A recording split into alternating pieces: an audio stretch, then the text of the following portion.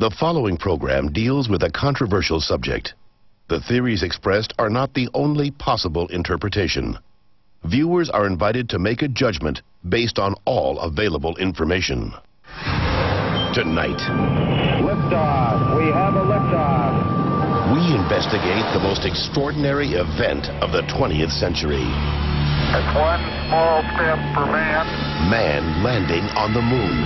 One giant leap for mankind. But believe it or not, some people say it never happened. This whole thing was a fake.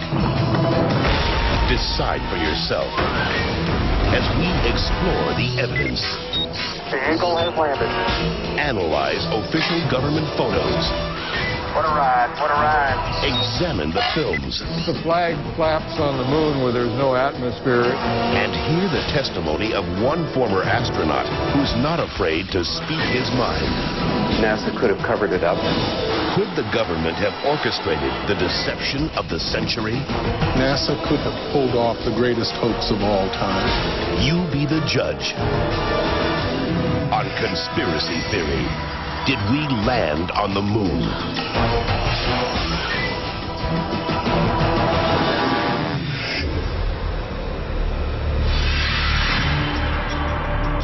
On July 16, 1969, America held its breath. 10, 9, ignition sequence start. 6, 2, 1, 0. All engine running. Liftoff. We have a liftoff.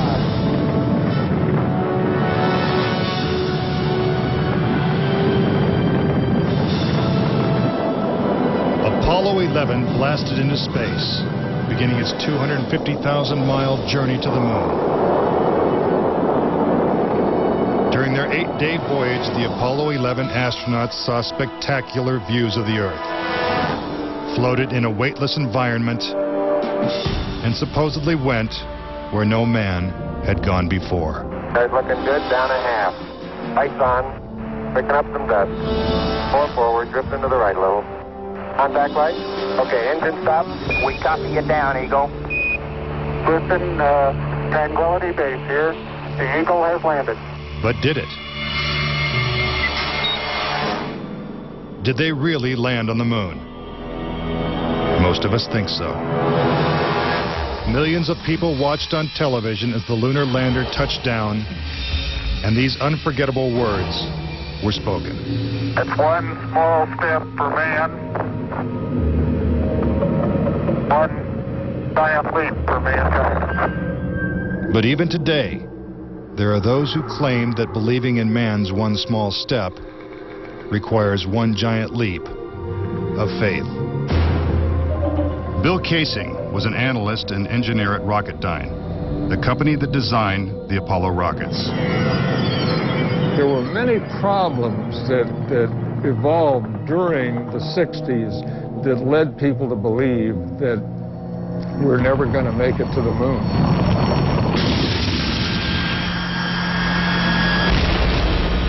Three decades ago, when the world watched Apollo's lunar landings, Bill Casing was watching too. But what he saw on television, combined with his experiences at Rocketdyne, made him a skeptic. The whole thing then seemed phony to me. I think it was an intuitive feeling that what was being shown was not real. As he studied the footage more closely, he was shocked to find several inconsistencies. Casing observed that despite the clarity of deep space, the stars were missing from the black lunar sky. He saw the American flag waving, even though there is no air on the moon. And he discovered that there was no blast crater beneath the lunar lander, where its powerful rocket engine had fired. This evidence convinced Casing that we never sent a man to the moon. But NASA dismisses these charges. There are always going to be people who believe some outlandish theories, and the notion that we somehow were able to fake the lunar missions is pretty outlandish. As outlandish as it might seem, it has been estimated that as many as 20% of Americans believe we never went to the moon. But how could anyone think that one of the greatest moments in human history is a hoax? Is it really possible that NASA deceived the world? According to a former astronaut, it's entirely possible. Regarding the Apollo mission, I can't say 100% for sure whether these men walked on the moon. Brian O'Leary was a NASA astronaut in the 1960s and served as a science advisor during the Apollo moon missions. It's possible that NASA could have covered it up just in order to cut corners and to be the first to allegedly go to the moon. Was getting to the moon first so important that our government would consider faking it?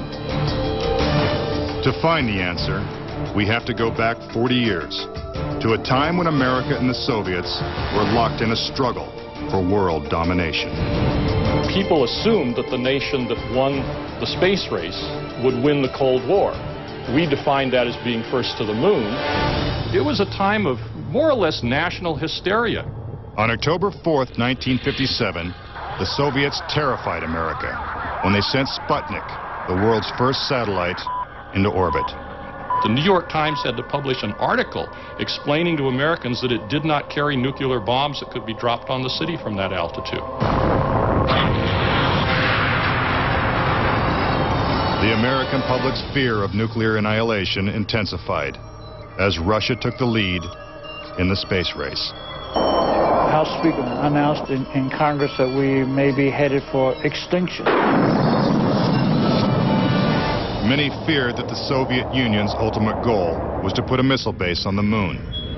Meanwhile, America's space program was having difficulty even getting off the ground. The chances of getting to the moon and returning safely to Earth were something like 0.0017%. In other words, virtually an impossibility.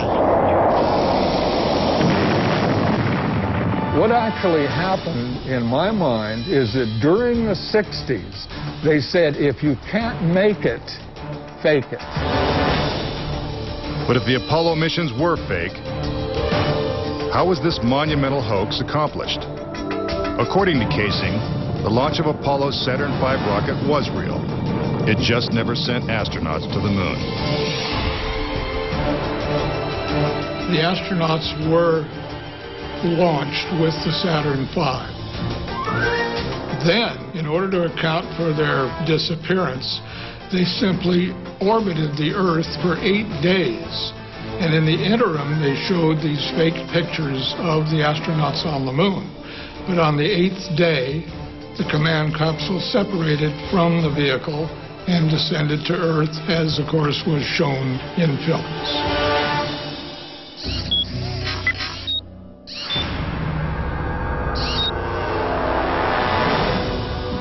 This theory inspired the 1978 movie Capricorn 1, in which the government attempts to fool the world by faking a mission to Mars. We do not claim this planet in the name of America. We claim it in the name of all the people of the planet Earth. The Apollo footage is strikingly similar to the scenes in Capricorn 1. Producer Paul Lazarus suggests that the film's plot line could be more fact than fiction. I believe, had they wanted to, that NASA could indeed have pulled off the greatest hoax of all time, never sent anyone to the moon, and recreated it in a television studio. And I believe it could have been done at that time. The technology was in place. The pudding is solid. The surface seems powdery. Surface is fine and powdery. I can pick it up loosely with my toe. What we put up on the screen was our own simulated version of whatever we could do within a $4.8 million budget.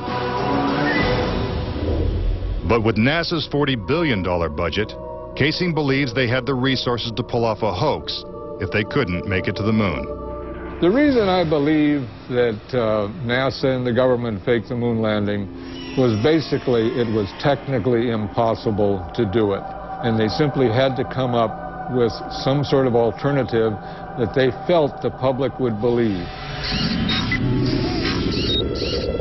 Casing theorizes that the lunar landings were actually filmed in Nevada's high desert, at the top secret military base known as Area 51. Area 51 is one of the most heavily guarded facilities in the United States. If you went in and tried to get some information, you could be shot and killed without any warning. Russian spy satellite photos of Area 51 reveal not only a series of hangars that resemble movie sound stages, but also barren moon-like areas which coincidentally are covered with craters.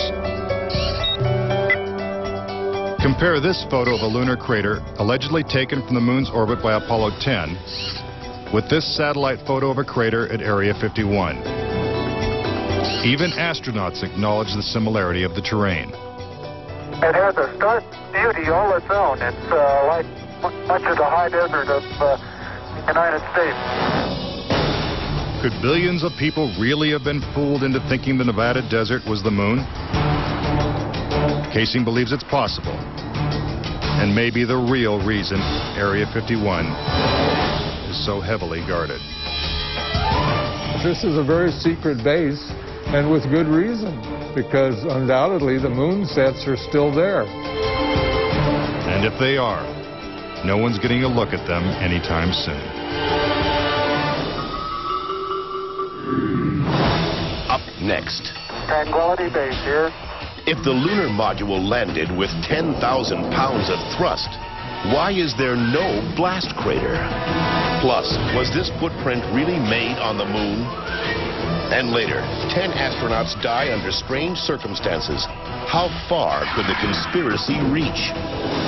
Find out when Conspiracy Theory returns.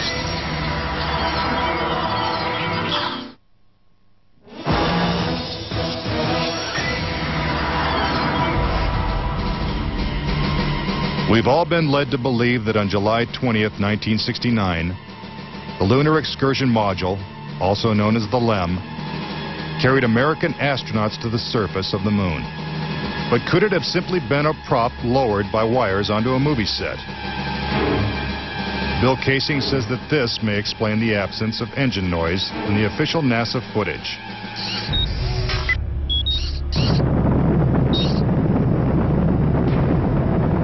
The noise level of a rocket engine is up into the 140, 150 decibel range. In other words, enormously loud. How would it be possible to hear astronauts' voices against the background of a running rocket engine? Picking up some dust. 30 feet, 2.5 down. Straight shadow. 4 forward, drift into the right a little. Contact light. Okay, engine stop. Is this evidence that the footage is actually fake? A sequence shot in a controlled environment here on Earth? Just months before this historic landing, a prototype LEM was flight tested at Ellington Air Force Base.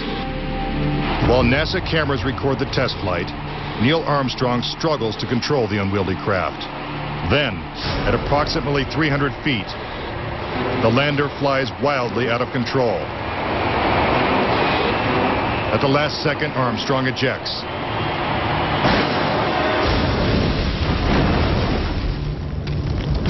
And floats to safety. If the lander was so unstable and difficult to fly in the controlled environment of Earth, then how could the LEM land 6 times flawlessly in the alien environment of the moon?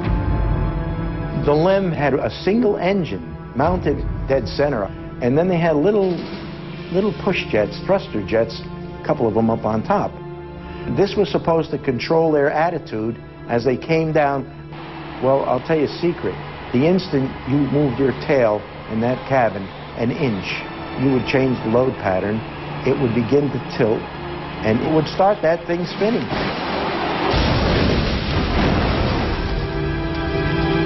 The arguments that have been arrayed on the side of those who believe that the lunar landings were a hoax are very elaborate, and they have to be to support a theory like this.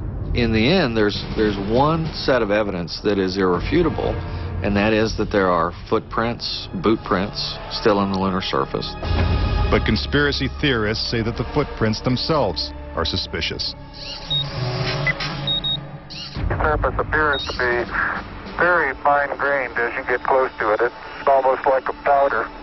To have a powerful rocket engine blast the surface of the moon, blasting away all of the dust, and then find footprints surrounding the lunar lander, that to me would be an impossibility. Photo after photo reveals that the lunar surface surrounding the LEM is covered with footprints. But Casing says there's something even more difficult to explain. The fact that there's no blast crater under the LEM is one of the most conclusive pieces of evidence that I find supporting this. In fact, no sign of a blast crater is visible for any of the 6 lunar landings. But LEM specialist Paul Fiel says he can explain why the lunar module left no crater when landing on the moon. The amount of thrust that you need coming out of the bottom of the descent engine is about 1,500, 2,000 pounds of thrust. And all that does is just push dust away. There's no burning or anything like that. Yet NASA's own scientific illustrations clearly depict a blast crater. Then there's one other point. If they had truly landed on the moon, this dust would have then descended on the lunar lander, on the foot pads, and we find not a trace of dust on the foot pads. When I discovered that alone, I said, no way am I looking at a lunar lander that landed on the moon. Could it be that the LEM was just a prop on a giant lunar movie set? When Armstrong said, that's one small step for man and one giant leap for mankind, the footprint that he made could have easily been made in Area 51. Casing points out that the LEM's departure from the lunar surface is even more suspicious. In the footage of the ascent stage going up, what you don't see is an exhaust plume coming out of the rocket engine nozzle. What a ride, what a ride.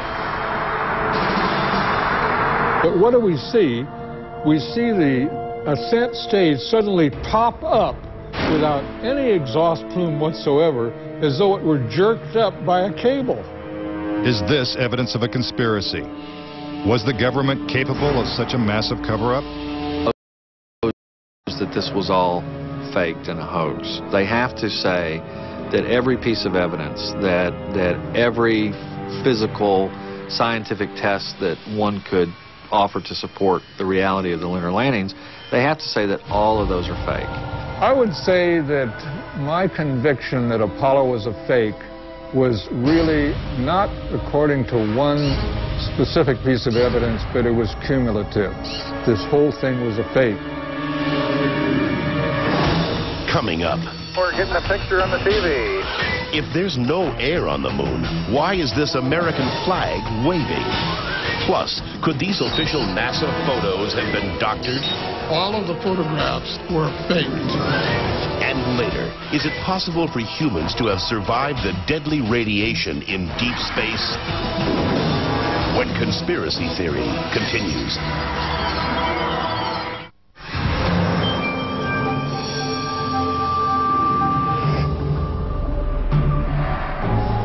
If the moon landings were actually filmed on a movie set, then where's the evidence? According to David Percy, an award-winning filmmaker and photographer, the proof is in NASA's own lunar photos and video. Our research suggests that images of the Apollo landings are not a true and accurate record. In our view, the Apollo pictures were faked. Many of the images are replete with inconsistencies and anomalies. In fact, Percy claims that when examined, these images suggest that man never went to the moon at all. This famous scene of man taking his first steps on the lunar surface is one of the most recognizable in history. But why are such important images so grainy and hard to see? And we're getting a picture on the TV. You got a good picture, huh? NASA claims it's the result of 1960s technology. If you go back and look at it, The Apollo 11 mission was some pretty awful video by today's standards. These were ghostly images. It just did not look very real at all. And that was a function of the transmitter at the time, the camera at the time that we had available to us to fly on Apollo 11. But investigative journalist Bart Sabrell believes that NASA intentionally made the images hard to see. NASA orchestrated the hoax in a very unique way, through television. They had one picture which they completely controlled, black and white, grainy, that convinced everybody we were on the moon. We had no reason to doubt it. They had complete reins over the pictures, over the sound. I mean, sad to say, it was easier than people believe. But despite the lack of clarity, conspiracy theorists see evidence suggesting that these images were staged. It's absolutely unreal. Although it appears that the astronauts are moving in the moon's gravity, which is 1/6 that of the Earth, Percy notes that when the speed of the film is doubled, the astronauts appear to be running as if in Earth's gravity.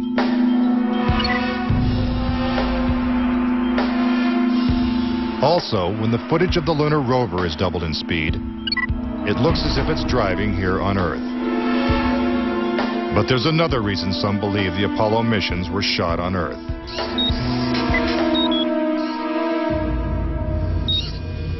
If there is no air or wind on the moon, why is this American flag waving? The fact that the flag flaps on the moon where there's no atmosphere means that there must have been a little blast of wind out in Area 51 where they shot this. Could these questionable images simply be the result of astronauts struggling to plant the flag into the lunar surface? Or is there more going on than meets the eye? What about the still photography? Some say the design of the bulky spacesuits would have made it extremely difficult for the astronauts to operate their chest-mounted cameras. The man who designed these cameras is Jan Lundberg. Once on the moon, on the lunar surface, in the dress, in the life support system, you couldn't see the camera.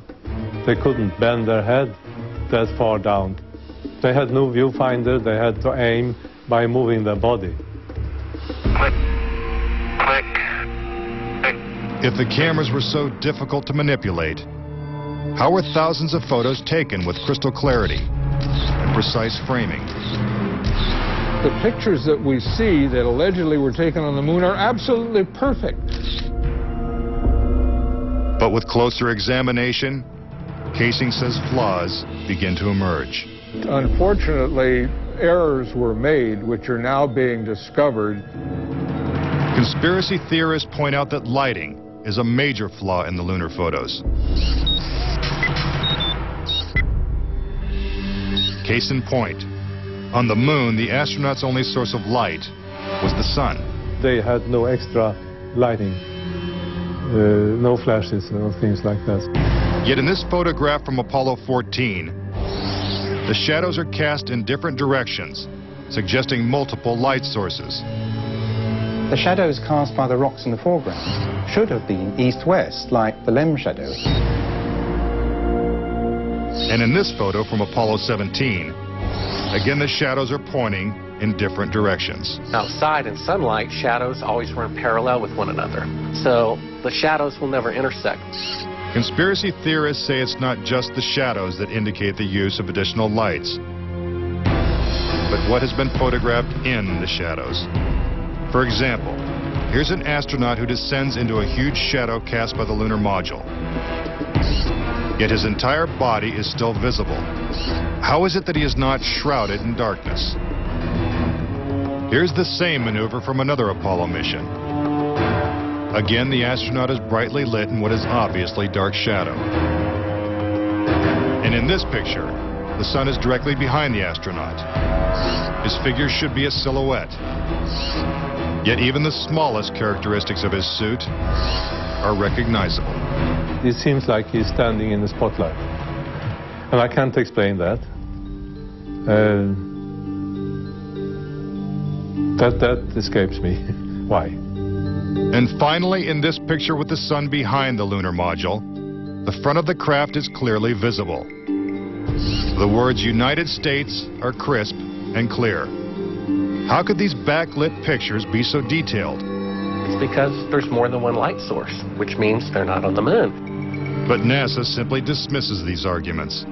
There are a number of claims that the pictures taken by Apollo astronauts were faked. And there are so many, it would be an exercise in futility to go off and try to answer all of those. But the questions continue.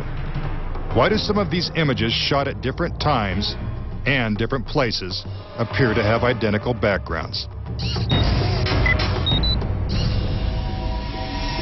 These two photos seem to have the same mountain backdrop, yet the lunar module is only present in one of them.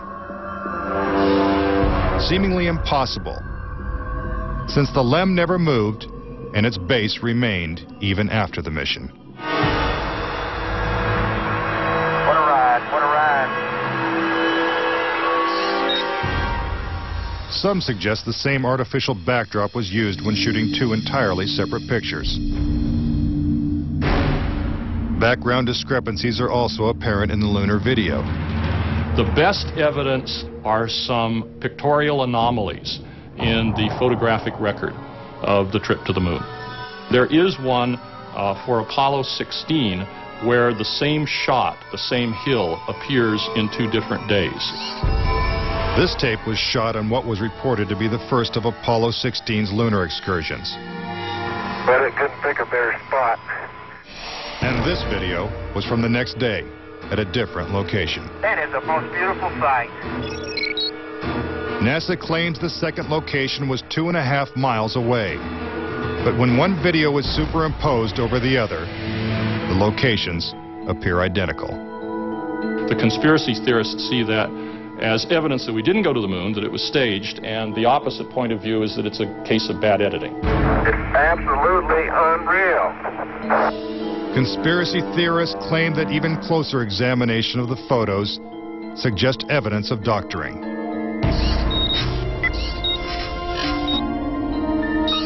For reference, crosshairs were permanently etched into the lunar cameras, so they would have to appear on top of every image. But in this photo, a crosshair is behind a part of the lunar rover. This situation is impossible and has to be the result of technical manipulation and doctoring of the image. And in this photo from Apollo 11, the equipment in the foreground is covering the crosshair, not behind it. And in another from Apollo 12, the American flag is covering one crosshair and the astronaut is covering the other. When presented with these questionable photos and videos, NASA refutes the conspiracy theories. Some range from incredibly complicated to incredibly goofy. There are arguments that are wrong optically, they're wrong physically, they're wrong scientifically, they're wrong historically. There's a great deal of claptrap that is sort of woven in to these arguments. But despite what NASA says, conspiracy theorists still insist that Apollo was a hoax. When I looked at all the pictures and all the footage, I'm absolutely convinced, I bet my life on it, that we didn't go to the moon. I know for a fact that we didn't. Coming up next, tragedy strikes the Apollo program. The program could be stopped dead in its tracks. 3 astronauts die in a pre-launch simulation. But was it an accident? He was going to blow the whistle on the whole project.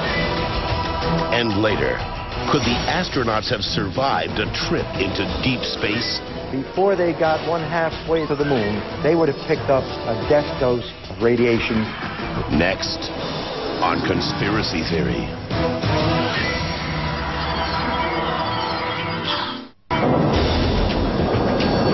If what conspiracy theorists say is true, how could NASA perpetrate such a widespread hoax without someone from the inside blowing the whistle? Virgil Gus Grissom was selected as one of the original 7 astronauts. A family man and a veteran of several space flights, he was a national hero and was likely to be the first man to walk on the moon. But Grissom was also an outspoken critic of the space program and was quoted as saying, "Someone's going to get killed." Unfortunately, Grissom's worst fears were soon realized. On January 27, 1967, 2 years before the first moon landing, Grissom and his crew boarded the Apollo 1 capsule for a full-scale simulation. The problems began almost immediately. First, the capsule's communication systems failed. You copy? No, I didn't read you, Chuck, at all. I can't read you, Chuck. You want to try the phone? How do I get the moon? We can't talk between 3 buildings. I can't hear a thing you're saying. Suddenly, the capsule burst into flames with the astronauts sealed inside.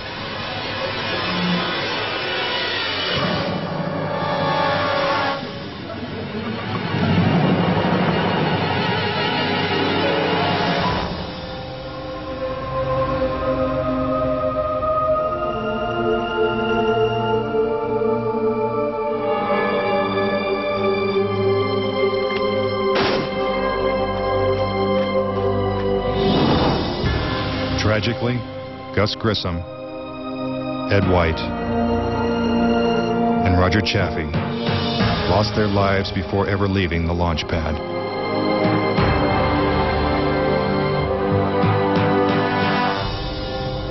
Gus Grissom's family believes the Apollo 1 fire was no accident. I think it was intentionally sabotaged by someone. It's been a question in my mind, what was found in the accident investigation and how was that handled? Was the CIA involved or whoever? But it was done intentionally.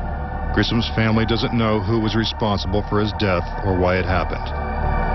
But they say NASA knows the truth. Gus gave his life for this program, and I feel like that it is up to NASA to come forward and give us a direct answer to what really happened. Were Gus Grissom and the Apollo 1 astronauts victims of a tragic accident? Or were they intentionally silenced because they knew too much? We may never know. The cause of the fire is still a mystery, and the capsule remains locked away at a military base.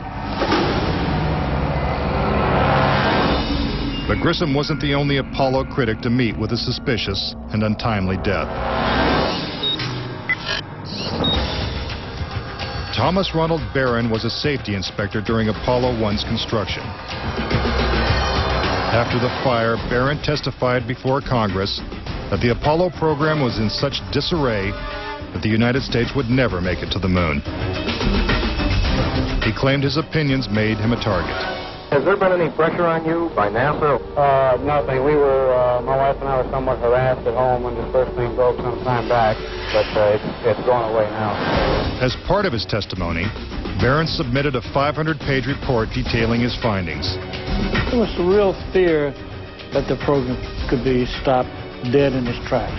Then exactly 1 week after he testified, Barron's car was struck by a train. Barron, his wife, and stepdaughter were killed instantly. I believe that Thomas Ronald Barron was murdered because he had the truth to tell about the Apollo project. Barron's report mysteriously disappeared, and to this day, it has never been found. But the Apollo program continued, and so did the string of untimely deaths. Between 1964 and 1967, a total of 10 astronauts lost their lives in freak accidents. These deaths accounted for an astonishing 15% of NASA's astronaut corps. To keep something that's a lie wrapped up and covered over, you've got to eliminate all the people that can talk about it. Could the government have gone this far to pull off such an elaborate hoax? NASA says it's impossible. There were probably 250,000 people who were directly involved in the Apollo program, and another 500,000 people beyond that. 750,000 people can't keep a secret like that. That's just not going to happen. But Bart Sabrell insists that most NASA employees knew nothing of the deception.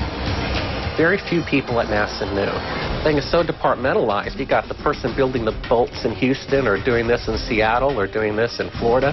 No one knows the full picture. So, you know, you had no one seeing the full picture of anything except a handful of people.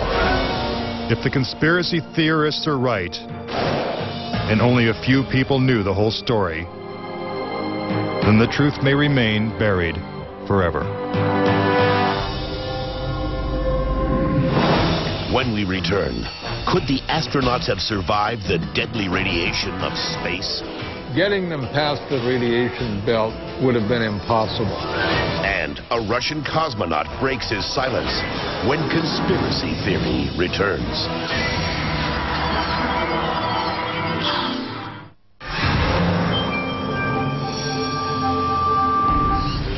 Suspicious deaths, evidence of doctored photos, and flags waving in the airless vacuum of space are not the only reasons to doubt that we ever went to the moon.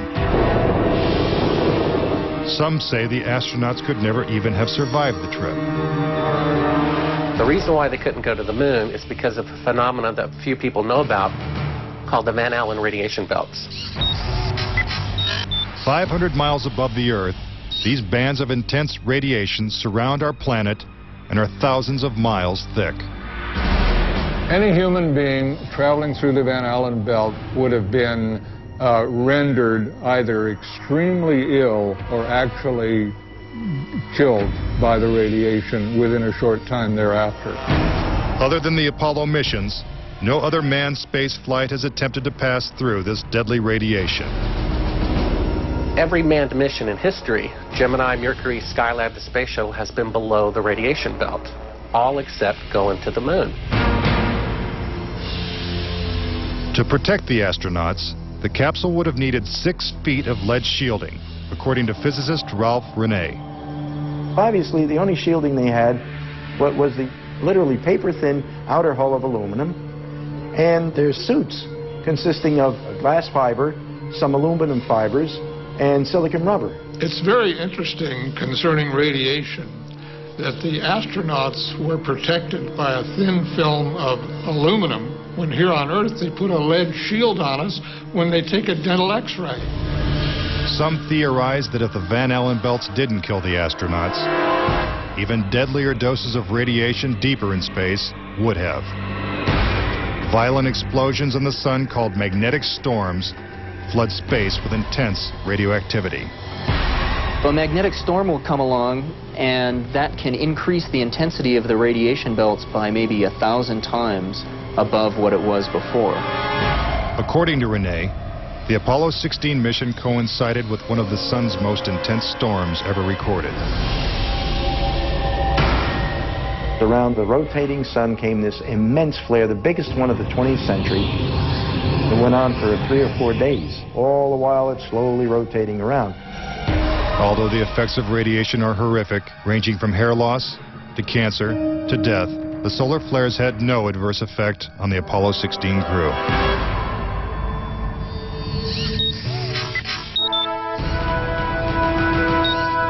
NASA had another problem, and one is that the moon's surface is totally inhospitable to man. You do it in the dark, and that includes any part of the shadow of the spacecraft itself. The temperatures go down to 250 degrees below zero. In the sun, the temperatures go up to 250 degrees above zero. Rene also theorizes that the astronauts' liquid-cooled spacesuits could not have provided sufficient protection from the intense heat and radiation. But NASA maintains that this hypothesis is wrong. The claim that the radiation on the lunar surface would have incapacitated or hurt the astronauts, it's equal parts bad science and a bad understanding of how we went about designing the equipment. The spacesuits that they wore were incredibly tough and very resilient to lots of different things. If those suits do what NASA says they can do, then I want to see them suit up a guy or two, put him into 3 Mile Island, the pit there that's still hot, and have them clean up the mess. But they can't and they don't. The fact remains that no Apollo astronaut has ever suffered a serious illness from a trip to the moon. Could this be because they never left the safety of Earth's atmosphere in the first place? This is the main reason why the Russians never really intended to send the men to the moon. Was it the fear of lethal radiation that caused the Russians to abandon their plans to go to the moon? According to one of their chief cosmonauts, it was certainly a factor. Of course, we were worried to go out into the unknown of space. Of course, we were fearful. We had no idea how a human would be affected by the radiation. We suspected that possibly the radiation could even penetrate through the craft itself. Are the deadly perils of space proof that NASA faked the Apollo missions? To this day, the Russians have never sent a man to the moon. And we have no plans to return. A final word when conspiracy theory continues.